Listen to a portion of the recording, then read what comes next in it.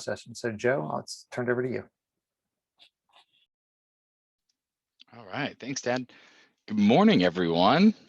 Well, sorry, it's it's morning where I am. It may be any time of day where you are. So I appreciate you being here today and being willing to engage as we talk about assessment planning and target setting. So a little bit about me, so you know who's talking to you. My name is Joe Levy, and I am the Executive Director of Assessment and Accreditation at National Louis University. That's my day job. I also moonlight volunteering for the Student Affairs Assessment Leaders organization. I've been on the executive board there for a couple of years now, leading their professional development. And I'm also, I was a coach and am now an endorsed speaker for the National Institute for Learning Outcomes Assessment, NILOA. So I've both worked at institutions of a number of different types, small private, large public, community colleges, and then I've also consulted for a number of institutions as well. And I love seeing all the locations where people are coming in through the chat. So please keep that coming. And I will do my best to manage everything going on, both in presenting and watching the chat. Just to give you an idea of what the session will look like today, I'll first give some high-level context for assessment plans and why they're important, explain what is included in an assessment plan, talk about how to write targets for a plan, and identify considerations for target achievement, and then close with some reflection questions and call to action for folks. And I will pause as I end each section to see if there's questions, as well as try and take the questions as I can through the chat. But if I miss things, there'll be time at the end to ask questions. So I apologize if I miss anything coming in, or if you want to wait until the end to ask questions, that's fine too. Without further ado, let's dive in. So, contextualizing assessment. And there are many different assessment cycles. I'm not saying this is the one you should try and replicate. This is just a very generic one that hopefully is easy to understand. You could have a version of this at your institution. But the general idea is that you're defining your outcomes, your objectives, your learning goals. You're putting together a plan. You're implementing that plan, you're evaluating, collecting your data, reporting, and then you're adjusting. You're taking action and making changes where is necessary. And it's critical to point out that even though the plan portion is towards the beginning of this cycle, you can see that because it is a cycle, you come back to that. And it's important that the end of the cycle does go back to the plan, because your actions and what you find should be informing what you look at next. Likewise, you should have the end report needing information or action to inform the activity for next year. Those should be some things put in your report. And it's important to have formalized assessment plans, because you may be told you should be doing assessment, and so you immediately jump into making a survey, you collect data, and then when you go to report it, you might not have complete context. You might not be able to best situate what this data means in relation to your office, your department. You may not be able to appropriately capture what it means outside of your area, because you may not have formally articulated the connections between your learning outcomes or your interventions with the rest of your institution. So a plan can really help situate your methods within a larger context, both of your department as well as the institution. And there's a number of barriers, and plans can help you identify that, which is why it's important to plan. I mean, assessment plans should account for the available resources and possible limitations to your process. Are there institutional activities or schedule elements that you should work around, right? Not collecting data at the very beginning or very end of term might want to be very sensitive to that. Likewise, are there technology limitations for the intervention that you're looking to do? Or do you need to build data collection into a program or event, or is it something you're going to do after or before? Do you only have so much time to collect and report on your data? It's important to build in time for your work, and planning can help you schedule that out. pause briefly before I dig into what the plan can look like, just to see any high-level questions around why assessment plans could be important, or in general, their place within assessment practice.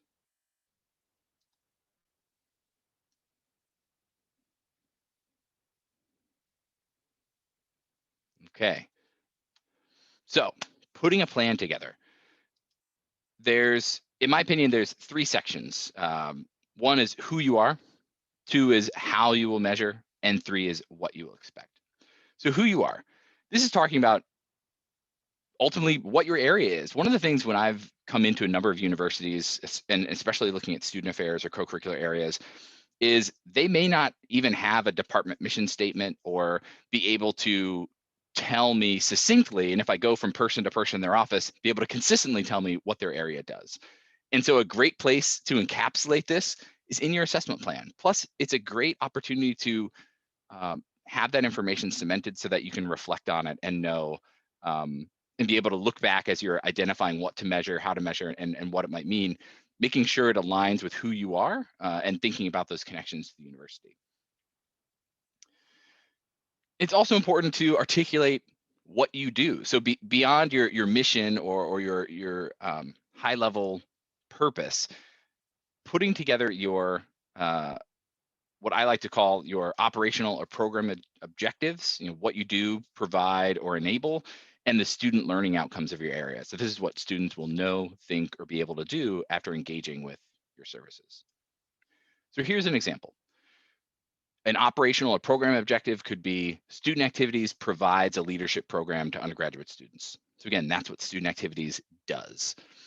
And the learning outcome could be as a result of attending a specific activity, such as an introductory workshop for a student leadership program, students will be able to articulate the definition of leadership. So that's what students will get out of the experience. Now, just a quick note, it's okay to have program objectives that don't relate to a learning outcome, such as something like cost effectiveness or internal quality assurance in terms of documents. That's fine, but when you do have learning outcomes, they should always connect to some sort of program objective. Otherwise, how are you facilitating learning if you're not, if you don't have a program element there? Once you have those articulated, indicate the alignment. And that can be done very simply, such as this, where you say, okay, well, what are the things that we do? This is an example from a career services department. So if you look at the first line there, it's individual students doing appointments. And so there's short surveys focusing on their satisfaction. And this connects to program objectives 1, 2, and student learning outcomes 1, 2, 3, and 5.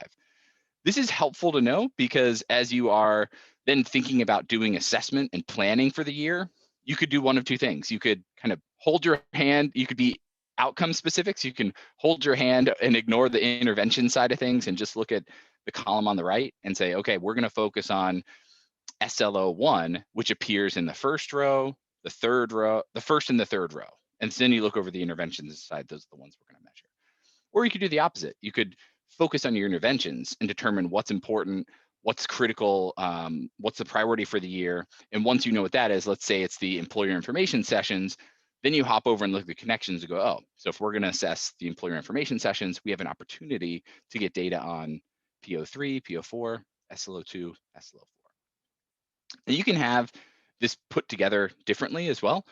Here's another example that shows alignment between multiple things. So you can see we have some learning outcomes down along the left side.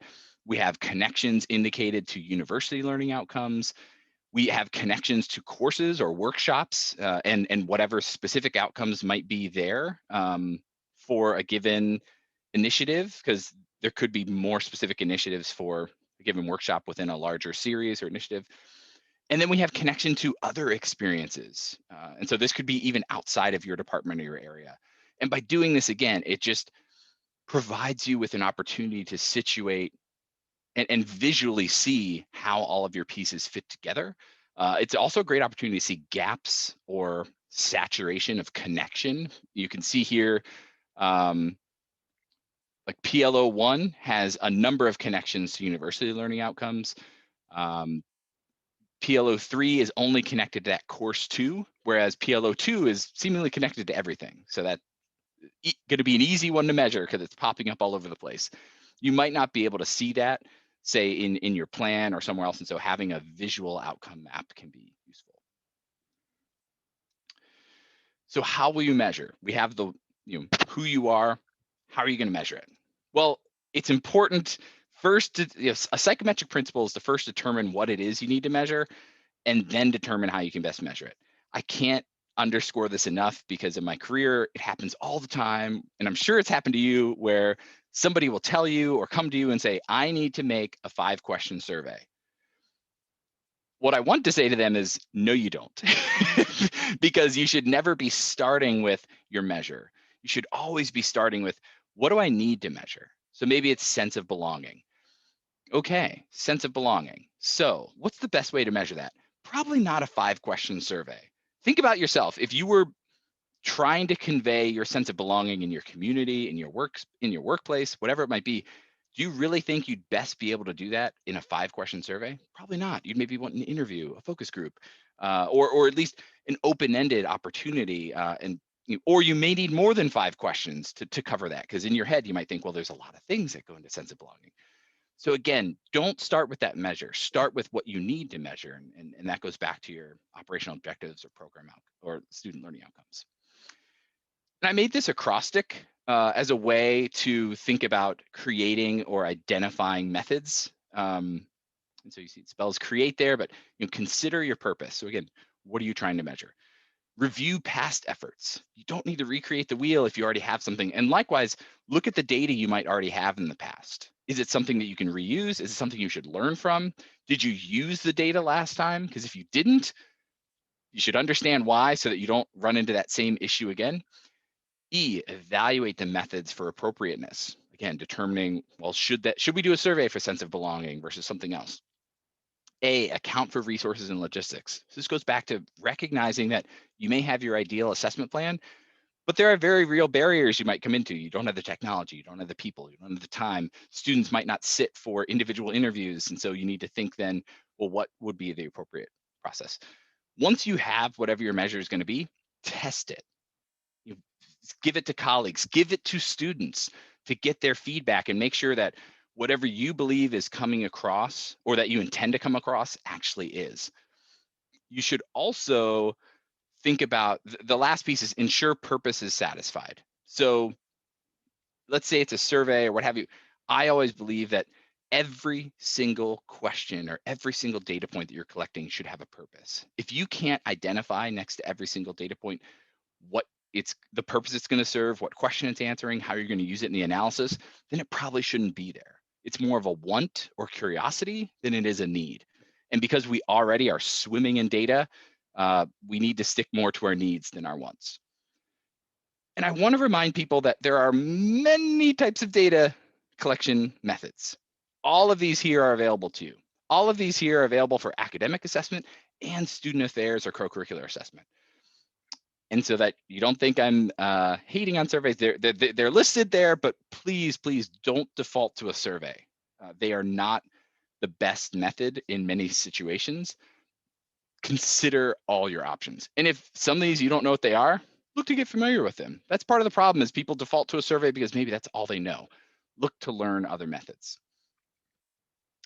And I alluded to this before, but consider timing with your measurement. What's your schedule or seasonality of work? When does it make sense to be collecting your data? When does it make sense to be collecting this data from your students? What do you need to keep in mind from a university perspective? Are there some other large institutional campaigns of data collection that you should try to avoid or try to work with in terms of potentially maintaining momentum? And think about, again, the student schedule and timing for them and what's going to work, because ultimately, if you want them to be giving the data, you need to be catering to them. The populations involved. So make sure you know who you could and should involve in your assessment efforts. And even when you think like, oh, well, other staff, and I guess we get feedback from students. Well, students is a general term. Are we talking full-time and part-time, one or the other, undergraduate or graduate, both, residential, commuters, are online students being included? Are you looking at a specific identity population or a specific major or specific students who have signed up for something? Be explicit in who your population is and look to connect with them to make sure that whatever you're putting out there is going to land or be delivered or presented to them in a way that is going to resonate with them, so that it isn't just like a cold call or email out of nowhere. And remember, you don't have to collect data from all students all of the time. However, be aware of whose voices you are or are not representing, and be mindful of that as you present your data, as well as you think about how you might take action here. So I'll pause because we just talked through elements of an assessment plan. There were a lot of things there. The next section is going to get into specifically learning targets or success criteria. And so these are the elements of what, as you identify the measures that you're going to be using, articulating what success is going to look like.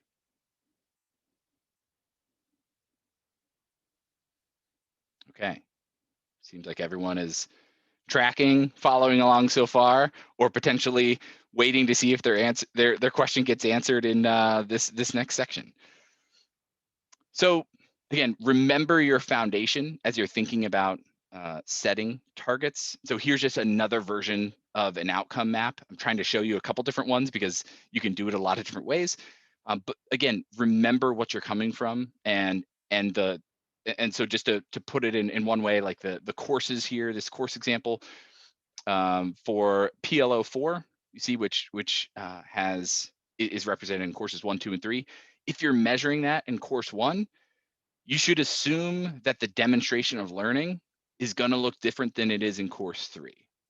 Because for that student, they're being exposed to this content for the first time in that first course, and it's being reinforced in the second and again in the third. So if you're measuring it in course 1, your target or expectation for success should be a little lower than it is in course 3, because you would hope that after being presented, reinforced, and again given this information, that it's familiar and it's sunk in at that third part. So that's where maps and your outcome connections can be helpful as you think about targets. But what is a target? And don't get hung up on language. Target, goal, benchmark, whatever success criteria. Ultimately, what's desired or expected level of performance that you want to see? These are the indicator of whether or not an outcome was achieved in relation to what you had expected to happen. These can take many forms. The expectation is no further effort is needed to achieve the target. You know, the data is what it is. An aspiration could be, well, we know students typically perform around here, but because of changes we made, we're hoping there's an increase. So there may be some effort that we have to put forward more so than last year in order to try and achieve this target. And then a stretch goal, a stretch target. This could be, you know, we're way lower than we want to be here, so we're going to put forth a lot of interventions, really work with students, and hope to achieve this stretch target. And so some examples could be, you know, the expectation is that, you know, the average or mean score is meeting whatever the benchmark or comparison score might be, or past data. The aspiration could be, well, we want to be 5 points higher than that. And the stretch could be, well, we want to be at least 10 points higher.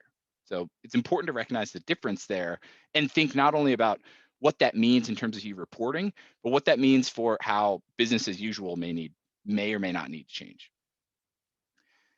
Targets are very useful. I encourage them because having targets makes it easy for you to determine success or achievement in relation to your outcomes or objectives. You know, if I told you that 80% of students indicated satisfaction with my presentation skills, you might say, wow, 80% sounds pretty good. But what if I then told you that my last presentation, I got 95% satisfaction? Well, now that 80 doesn't look so good, right?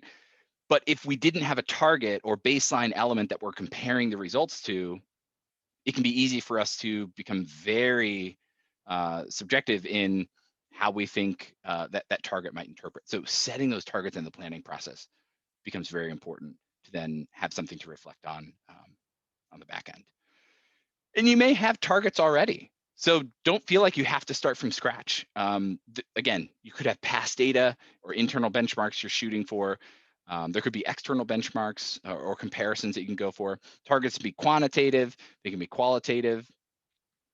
So I'll give you some examples. Maybe you have a test or something where there's a pass rate. And so you might want to consider, well, is this a first attempt versus a final attempt? Are they earning a credential for this piece? You might then have targets for an average, right? So a total test or rubric score, a subset of criteria scores, again, state, national, country, benchmark mean scores, scores by specific student populations and identities. And looking specific at, say, a rubric, you could have numerical value, right? Students will score a 3 or higher, or you could be reported by scale point, right? So let's say the rubric says beginner, developing, proficient. You could say, well, students are going to score proficient. You could also have a proportion of students in relation to a particular score. So 90% or more students will score proficient. Or you could think of almost we want to make sure students are at a certain competency level and say no more than 10% or 10% or less of students will score basic because we want them more in the developing or proficient category. So here's just some more example targets. 95% or more students will pass a quiz. 80% or more students will pass a quiz on a first attempt because maybe you have an intervention that students can try again, which is great. But you want to know where they are at the first time so that you can think about the learning experience you provided for them up until that point and where you might need to improve if that's not meeting your target. And again, some mean score or average examples there. I gave you an idea earlier about potential rubric scores as well as proportion of students. And know too that it's totally fine to create your starting point. If you have no past data, use your gut. I guarantee I could give you 3 sets of data for whatever you're measuring. One that you would think, oh my gosh, that is very concerning. One that you would be over the moon thrilled, and one that you'd probably say, yeah, that's about what I expected. So lean into that because there's nothing wrong with hypothesizing and setting those targets and then getting your actual data and adjusting them and saying, well, we overestimated or we underestimated our students, or we were actually about right there, but now that we have this data, we're going to formalize it or set it, a little higher. That's great. Totally fine to make those adjustments. And that's a great action item in being intentional in your assessment to say, this is a change we're going to make for our plan next year. So just some tips around target achievement. One is don't forget to say or more or higher, where you're not saying 100% of students are going to do a certain thing, because you want to give yourself credit and be aspirational that you're hoping that students meet or exceed a benchmark. Where multiple student populations exist, try to set specific targets for them, right? So this could be looking at face-to-face students versus online. This could be traditional versus residency, commuter or residential student. Either set targets for both populations or at least be ready to disaggregate, right? So that you then know, well, maybe our overall target was 80%, but when we look at our face-to-face students versus our online, we see some differences there. And when specifying targets, say in a rubric, indicate it if it applies to the overall rubric score, all dimensions, specific dimensions, and I'll go into that in a bit. This was a big deal at my institution. If you use rubrics, it may be a big deal for you. It may be something you haven't had to deal with yet, but I do want to spend a moment on it because I had to do a lot of work on this at my institution. Okay, so here's a rubric. We have our dimensions along the left. We have our scale and score points along the top, and then our respective descriptions. So pardon me for keeping it generic and blank, but you can see here the overall scores on a 3-point scale. For dimension 1, they scored a 1. For dimension 2, they scored a 2. And for dimension 3, they got a 3. Overall, the average for the rubric is a 2. That's their average score across. So if we had a target of, we hope students will have a mean of 2 or scoring average overall, yes, that target would be achieved. If we had a target of, all students will score 2 or average across all dimensions, that's not true. We can see here that they scored a 1 in dimension 1. Or if you had a target of mean of 2 or scoring average only for dimension 2, you can see, yes, we can determine if that happened, yes or no.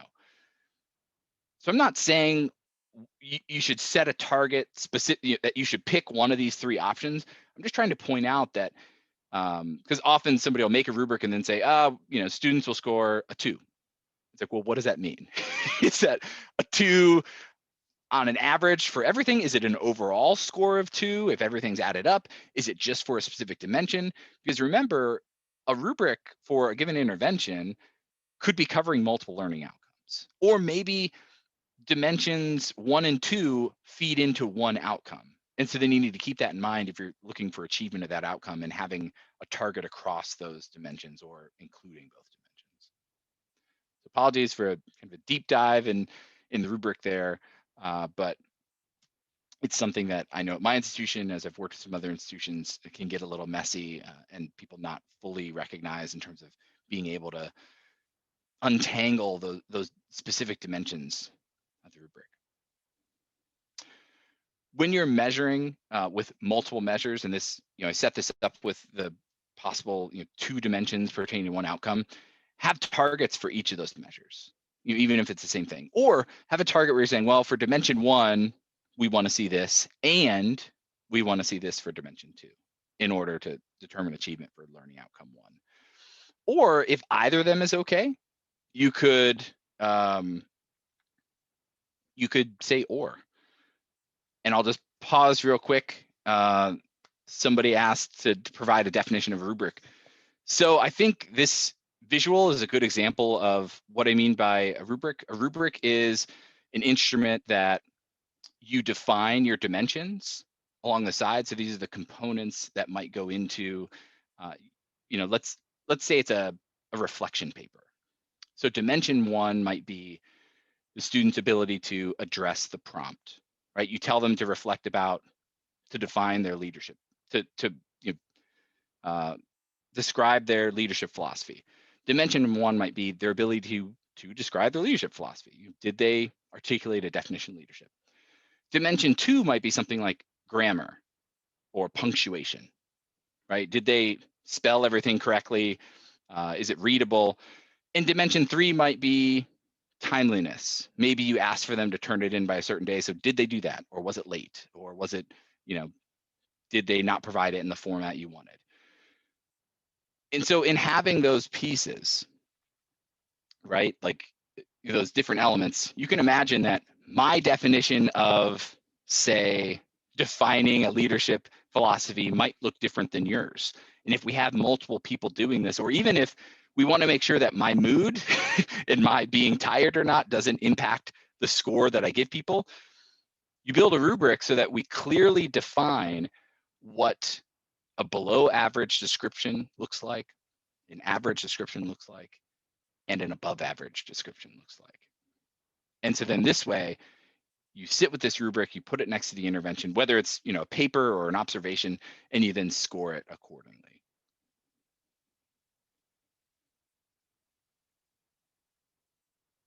Cool. Thanks, Andrew. Good to know.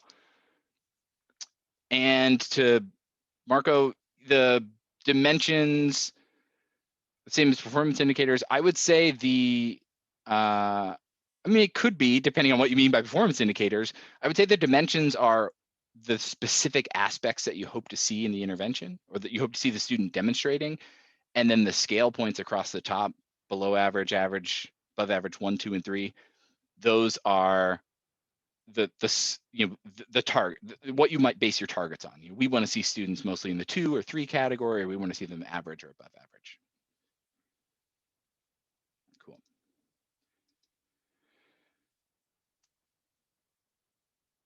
And so one of the other things too is, so I alluded to where you have potentially multiple outcomes that might align to a measure, being specific and indicating the connections to those data points. So again, with say a rubric, if you have a learning outcome for every single one of those dimensions, you want to be specific about that. To say this one measure, this one rubric covers these 3 things in this way, and then set targets accordingly.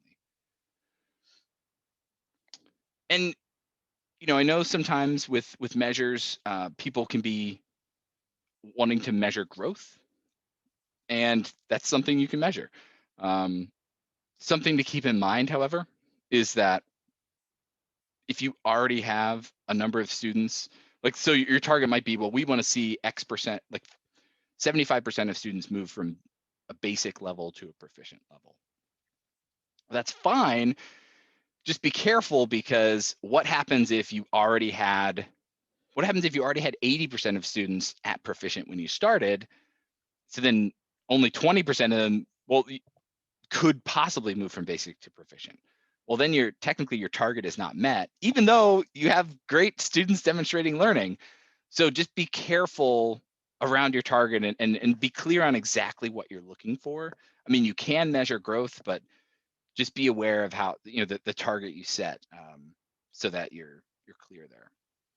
Something you could do instead of looking specifically from students moving from one point or one state to another, is you could set targets for early, mid, or endpoint measurements in the student experience, where you say, well, at week 3 of leadership experience, we want students to be at level basic or higher, and by the end of this experience, the end of this leadership series, we want students, Y% of students to achieve a proficient or higher level.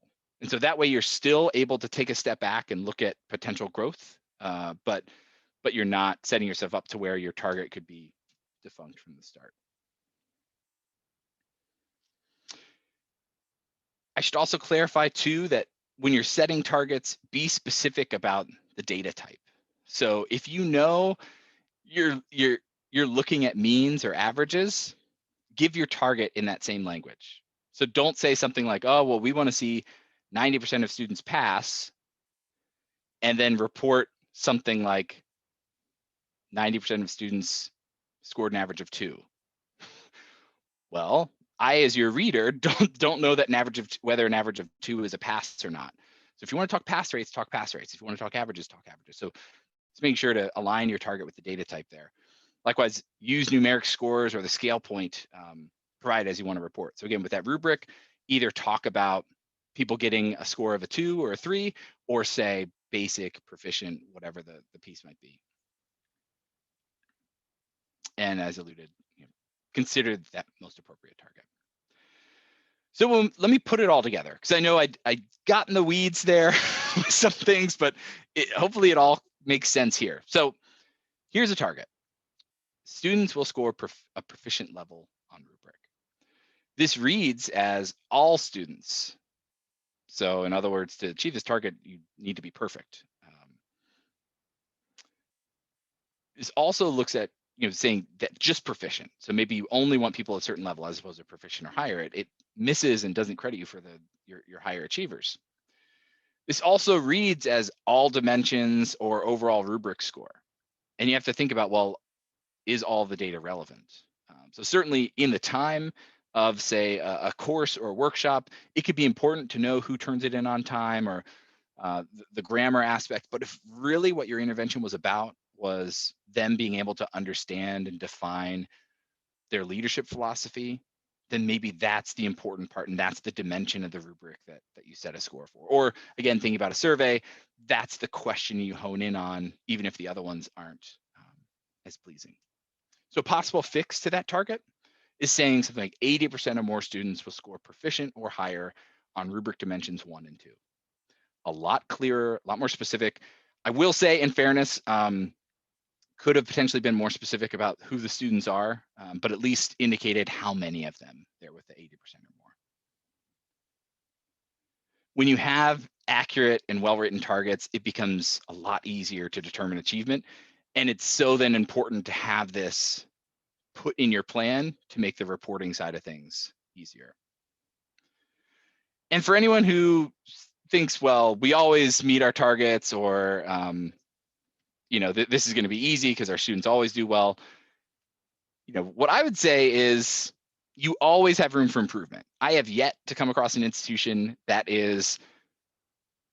every single student is moving through the college journey and performing at every expected level all the time. If that's your institution, then you should be making worldwide news because you'd be the first one. So here's some things you can do if you tend to always meet your targets. First, disaggregate for equity concerns. So thinking about, well, maybe overall we're hitting this target, but let's look at the face-to-face students versus the online. Let's look at the residential versus commuter. Let's look at our transfer students versus ones who started here. Let's look at how each identity of our students compares to the overall target, and making sure to do it that way and not compare, say, minority populations to the majority. And that's where, again, having set targets can be helpful. Again, compare whatever your internal target is to an external one, right? You may think you're doing all fine and good internally, and then find out your peers or others are doing much better. So it helps to situate your learning both inside and outside of your institution. And where appropriate, raise your targets. If you're always meeting a certain target, well, if you set the bar really low, it's easy to be above it. So set realistic targets that actually mean something. And thinking about measure the same outcome in different ways. So let's say you are measuring student leaders at the end of a retreat and everything's great. Well, that's great. So that means we don't need to measure so much at the end point because we know we're doing well. Let's look at the middle point of that experience or the beginning, because if everyone's leaving that experience with the demonstrated learning, we're assuming their learning trajectory was like this, when in fact it might have been all over the place. And so that's where measuring that same outcome in different ways or different places can be insightful and informative. And get innovative or brave to dig deeper or pilot efforts in order to see if learning, again, is happening as wonderfully as you expect everywhere. And again, I don't mean to be cynical or put down where people have great achievements around learning, but we just know that there's educational inequity. We know that people move through the college experience very differently. So it statistically is naive for us to assume that we're always doing great without the data to prove it in multiple ways. So I'll pause there before I go into just some final plan considerations.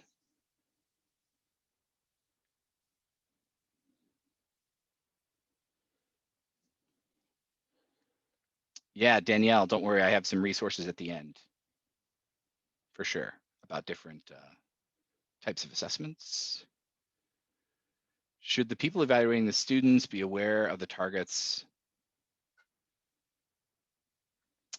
Good question, Susan. I don't think it hurts to make them aware, but because you should be hopefully, like, let's say you're using a rubric, you should be doing norming and training with the people to try and be as consistent as possible, regardless of what the target might be.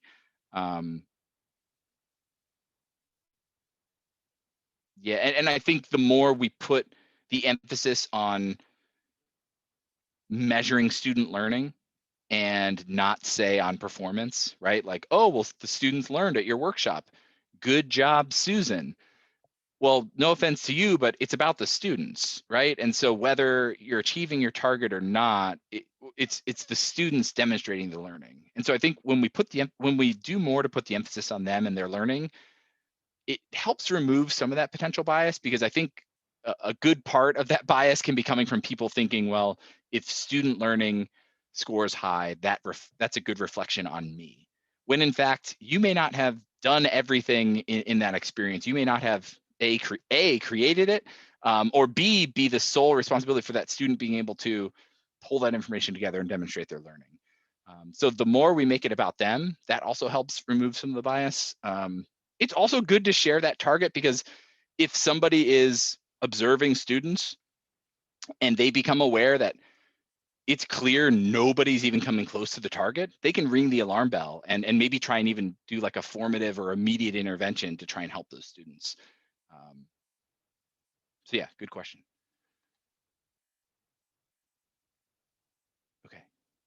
I'm going to keep going, and there'll be time for questions later. All right, so I alluded before, set aside time for your plan, both to do your plan, but also for the process. So it's one thing to write your plan, right? That's something.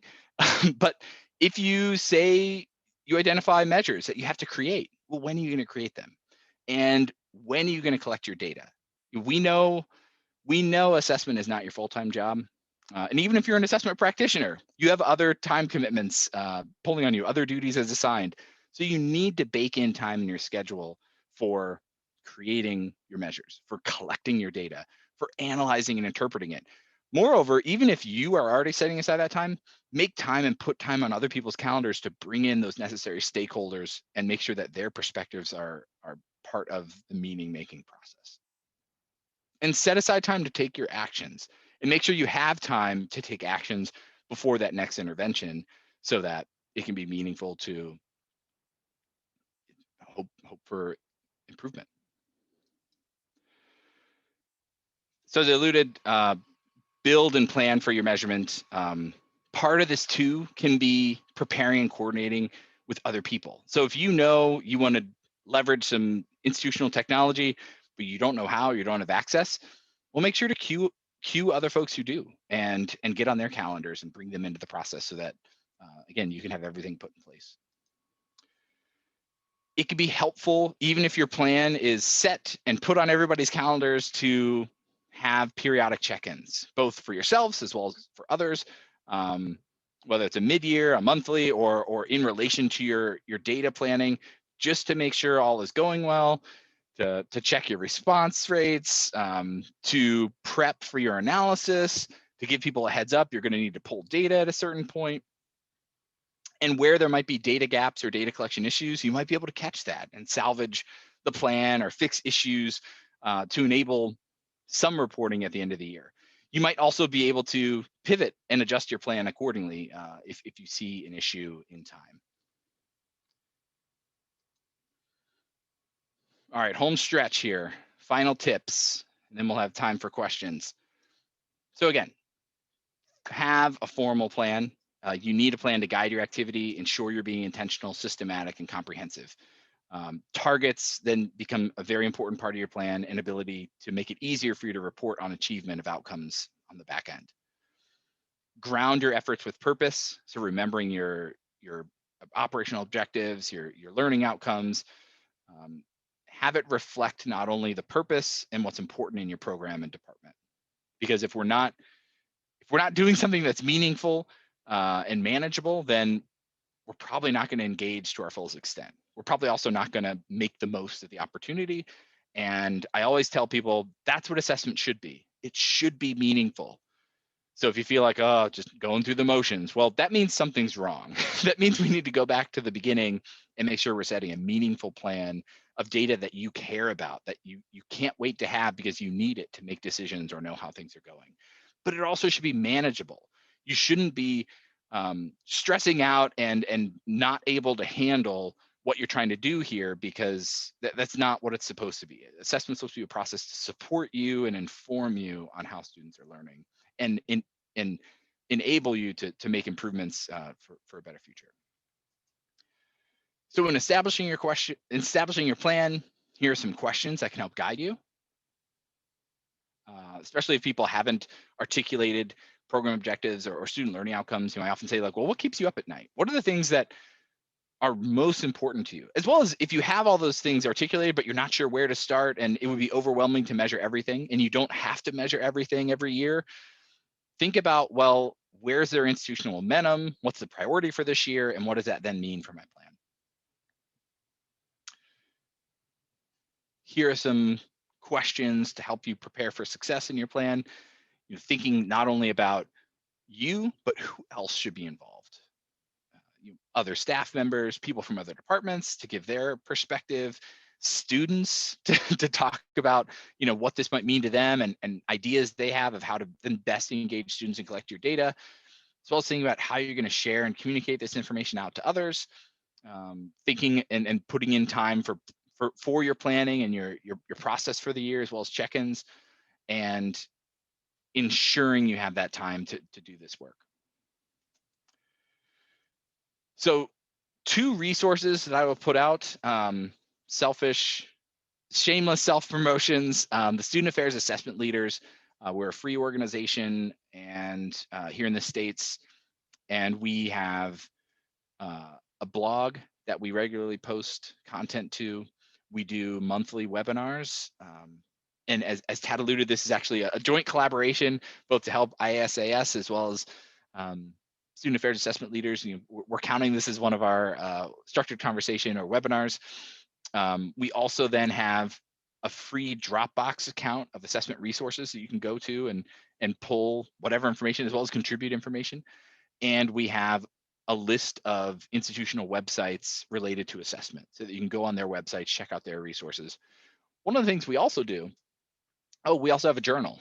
We created the Journal of Student Affairs Inquiry, and that cranks out volumes of scholarly work that is very relevant and awesome information. One of our biggest endeavors, especially for me and right now, is we have a free assessment course. It's a Mooc. It's a massive open online course. It's actually running right now. It's 8 modules. It runs over 8 weeks. So it started at the beginning of February. It ends April 5th. Registration closes March 26th. And so we're actually in week 4 right now. But it's completely self-paced. So if you're interested and have some time on your hands, you can take it and probably potentially finish and earn the credential. But even if you don't think you can finish, we still fully intend this course to be a resource. So I would strongly encourage you just to sign up so you have access to the information, even if you can't dig into it now. I tell that to everybody. While we do have good completion rates for the course, I tell everyone, even if you don't think you can do it now, it's a great resource. And our registration period is, we run the course once a year and registration is only open a certain time. So if now is not great for you, but you still think you could use these resources, sign up because it's free. And this is our 5th year running the course. The first course ran in 2017. That course is still accessible to the people that signed up for it. So this access will not go away, which is why I tell people, even if you're busy now, sign up because you're not going to lose the access. You may not be able to get the credential because once the course is over, if you haven't met the criteria, you can't earn the credential after the fact, but you'll still have access to everything. So that's a great resource that within it, we have videos, we have lots and lots of both required reading as well as further learning, deep dive, optional things for people who really want to dig into certain content. So Susan, to your point about, or sorry, who had asked? Yeah, Danielle, your point about where can we get more resources about methods, that course is one. Also Sal's website, the resources tab. Sal also has a listserv that you can join and pose these questions to everyone on the listserv to learn more. Okay, so open for questions. I see Olive has one. Feel free others to chat. We have 9 minutes or so. How frequent would you suggest that we do our overall assessment? Once a year or once a semester be good enough? I just answered this question for somebody actually in our open course. They were wondering about what an assessment cycle, what the timeline should look like. And that's something that obviously depends on your institution as well as the needs you might have. For example, I have a department who they have to report to another part of the university monthly. And so for them, only an annual report isn't going to help them in terms of giving them the data they need and giving them and their stakeholders the data they need. So they actually do kind of monthly reports and share that out. But I also, what I would say is the standard I push is an annual report so that at least it's a once a year piece. But if you need more frequently than that, I'd look to support and encourage that. As well as I know some institutions are have a more multi-year systematic process where maybe year 1, you collect your data, analyze it and report on it. Year 2, you don't collect any data, but you really focus on implementing a lot of changes to your interventions so that then year 3, you remeasure everything.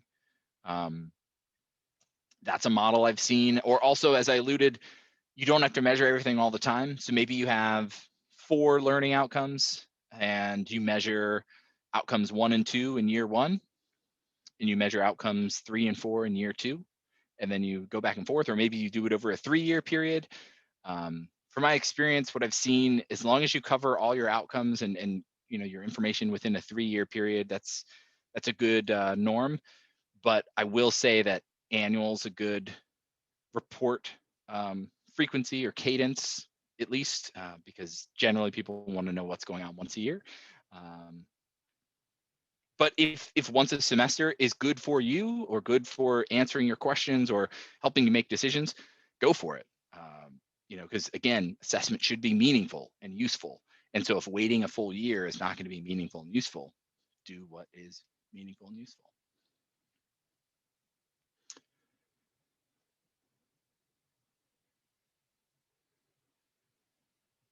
And I see some plugs for the Mooc. That's great. And yeah, Miko, yeah, we regularly have some frequent flyers because we do make updates and changes to the course each year. And so we have some folks that take it more than once or take it to see what's new. Or the other thing that we promote with the course is it's a great free structured professional development opportunity. So if multiple people on your staff could benefit from this information, have them all sign up. And by you being in the course too, you can interact with them or see their interactions and pull the content and then have kind of collaborations outside of the classroom to talk about best applying this information at your institution or in your roles.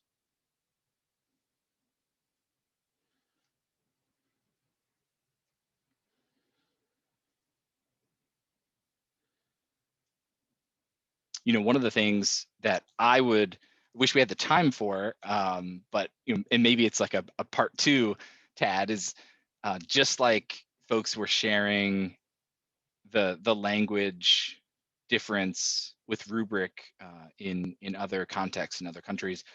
I'd be really curious to hear how these recommendations and endorsements of elements of an assessment cycle stack up to what assessment looks like in other countries. Because what I can say, even within the US, there can be people who fundamentally see assessment as radically different for faculty and within academics and the classroom and programs than with student affairs and co-curricular areas. And I oversee both. And I always tell people there aren't fundamentally there aren't differences. You're setting a plan, you're defining your outcomes, you're setting a plan, collecting data, acting. It's the same. The only difference is the actual interventions and the ways you're measuring the students. But that looks different even among student affairs areas. What residence life is going to do is going to look different than orientation. That's going to look different than student activities. That's going to look different than career services or academic advising. So just because the interventions and the measures are different, and even the outcomes are different, doesn't mean that assessment is different. The fundamental process of assessment is still the same. And so I'd be really curious to see and hear more about what that looks like in other countries, because even within the US, assessment of student learning looks different in the higher education environment than it does in the primary and secondary school, the kindergarten through 12 space in terms of what's expected, both internally as well as with quality assurance entities. And thanks, Joe, for bringing that up. And I just want to share with our attendees that this is actually kind of what led to this first one, as we talked about having a series of dialogues or of knowledge sessions to sort of explore assessment, not only to sort of enlighten maybe some of our global members, but to be able to look at what it looks like elsewhere, maybe to come back and finish with the conversation type of session more so to kind of discuss through that. So we are looking for some individuals who are, if they're willing to present from other parts of the world. Andrew raised an excellent point about nomenclature and understanding the terminology. And I know in my time in the Middle East, I explained to people what a learning outcome was versus a performance outcome, and kind of how can you have a learning outcome in student affairs and services, but what happens with facilities people, what kind of outcomes can they have, and people who are supporting other roles on campus. So it is it's an excellent topic, and I think it's one that we need to do more to educate, to get people past some of the stigmatisms that exist about the the processes and the expectations and some of the fear factors that I think I've seen quite a bit in my time overseas. So if you are interested, please reach out to us on our ISIS emails. Joe mentioned all the great SAL resources that they have, their courses that just launched, and so forth. So please take advantage of those things. And with that, I will close this for today. Joe, do you have any closing remarks? No, other than I just threw in the chat, a link to Sal's website, the open course, and then the last link I threw in there because I want to acknowledge there are many, many, many other assessment resources out there on my institution's assessment website, which I can just show very quickly, just for folks. We just have an assessment resources page where if you want to look at our assessment report templates, you can, and our plan templates, our assessment guides. But we have this section for external resources where you can learn more about listservs and organizational websites, as well as journals related to assessment. And this isn't even comprehensive either, but it's at least a start, some additional resources. And again, having these initial seeds of information can be huge, and folks can then go down the rabbit hole. There's so much out there in terms of free resources and information. So don't hesitate to go exploring. And thank you all for coming today. I appreciate you sharing in our session. Yes, great. Thank you very much, Joe. It was a great session. Looking forward to us, having another 1 or 2 follow-up sessions. So again, if you are interested in presenting on a topic related to assessment or other topics that you think might be relevant to our members, please reach out to us. And so we will work to get this recording posted on our website. And so you might be able to come back and see that and review any information that's available. If you do have questions, again, Joe put some great resources in the chat, some contact information. So please, and I will just say from my own perspective of doing assessment in different ways over the last 10 years, definitely seek out resources. There's lots of great resources out there, and Joe's just shared a few of them. So thank you all very much for being with us. Good morning, good afternoon, and good night. Bye all.